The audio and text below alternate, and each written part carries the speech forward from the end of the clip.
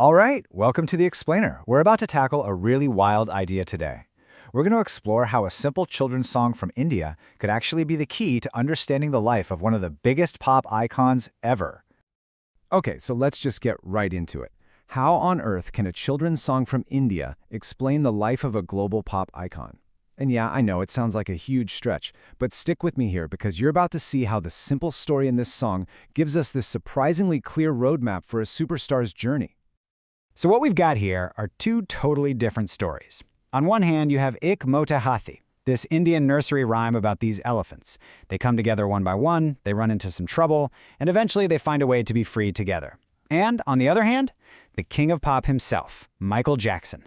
What we're going to do is use the framework of this rhyme as a kind of lens, a way to look at the rise, the incredible pressure, and the eventual reinvention of this absolute icon. All right, so our story kicks off with this single, really powerful figure. The song starts with just one elephant, right? He's got all this potential and he's just kind of going for a stroll, and then he gets stuck. He's this massive force, but the key thing is he can't move forward by himself.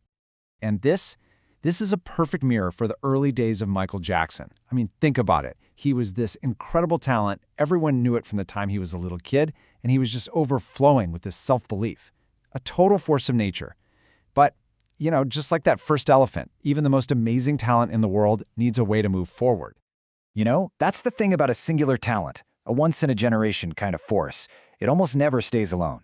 Its own power, its own charisma, it acts like a kind of gravitational pull. It just starts pulling other people into its orbit, and that's how you get the foundation for something way, way bigger. So, faced with this problem, what does our elephant do? Well, he doesn't just sit there. He calls for help. He brings in another elephant.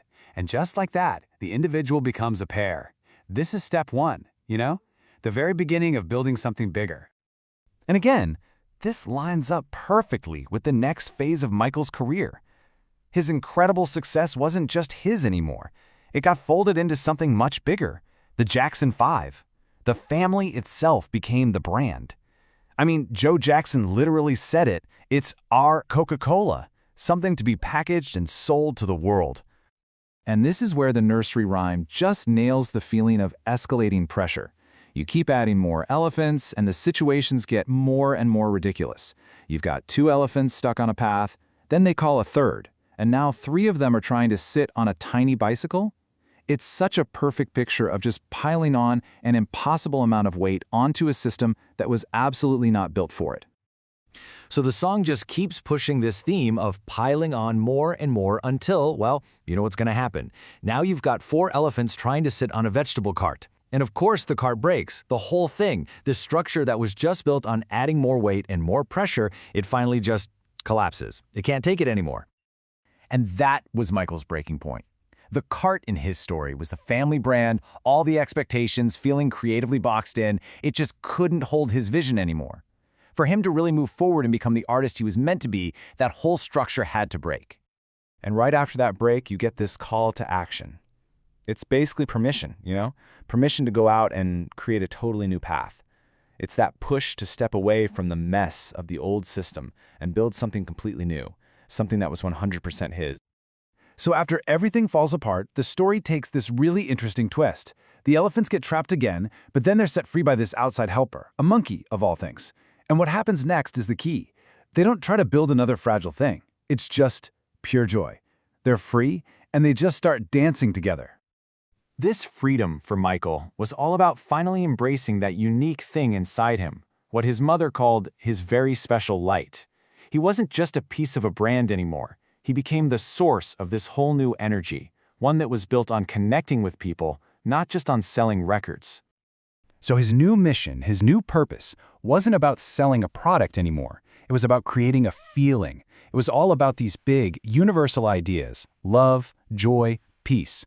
He wanted to create actual magic for the world to feel, a kind of shared experience, just like those 5 elephants dancing together in total freedom. Okay, but here's where our blueprint kind of falls apart. See, the elephant song is pretty straightforward. It's a clear, step-by-step story. But the reality of being a global superstar? That's usually a lot weirder. In fact, it's more like a fever dream. And to show you what I mean, our source material gives us another nursery rhyme. This one, Well, this one doesn't make a lot of logical sense, and that's the point. It's meant to capture that surreal, sometimes totally nonsensical feeling of living inside that bubble of fame. And the difference between the two is just, wow. It's night and day. The elephant's journey makes sense, right? One calls another, then another, it's a logical progression. But this second rhyme, it's just a string of disconnected, dreamlike images. A fan is turning, a child is sleeping, they get hungry, they find a peanut, but it's empty. It just doesn't follow any rules. And this is what really gets at the chaotic, unpredictable feeling of fame. Nothing connects in a logical way. No kernel in the peanut, we are not your uncle. What does that even mean? A random uncle? A parrot? It sounds like something you dream up. And for a superstar living under that microscope, the line between reality and that kind of dream can get really, really blurry. So in the end, it all leaves us with this pretty big question, doesn't it? We can use a simple story to try and map out their journey. But maybe, just maybe, the real story of a superstar isn't one they actually write for themselves.